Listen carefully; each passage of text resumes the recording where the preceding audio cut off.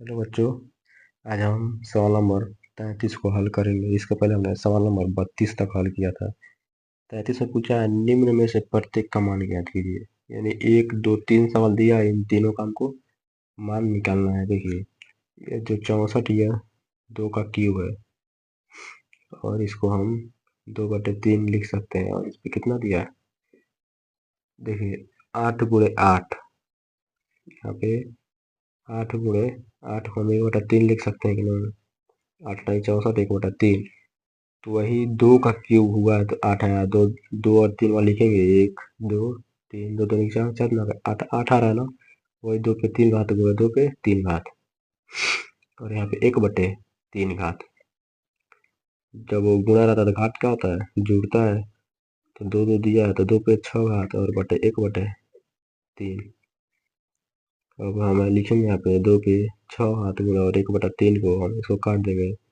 3 गुना के 6, 2 पे को घात, 2 पे 2 घात। यानी हम 2 को कोगा लिखेंगे, 2 गुणे 2, 2 दूनी क्या 4। इसका 4 यही आंसर होगा। यह 27 - 2/3 घात। 27 किसका क्यूब है, 3 का क्यूब है। 3 पे और -2/3 घात। इसको हम 3 से 3 कैंसिल करेंगे, 3 पे -2 घात आ रहा है ना, 3 पे -2 घात। इसको माइनस हटाने के लिए हम 1/3 करेंगे और माइनस हट जाएगा। हम एक को एक बार और 3 को 2 बार लिख सकते हैं कि नहीं। इसका मतलब 1/3 गुणे 1/3, 1/9। इसका यही आंसर होगा। सवाल नंबर 3 दिया है, 33 का 3 है। 64/25 पे -3/2 घात। 64, 8 8 64 और 5 बचे 25 पे ये 2 स्क्वायर करेंगे और बाहर कितना दिया, -3/2।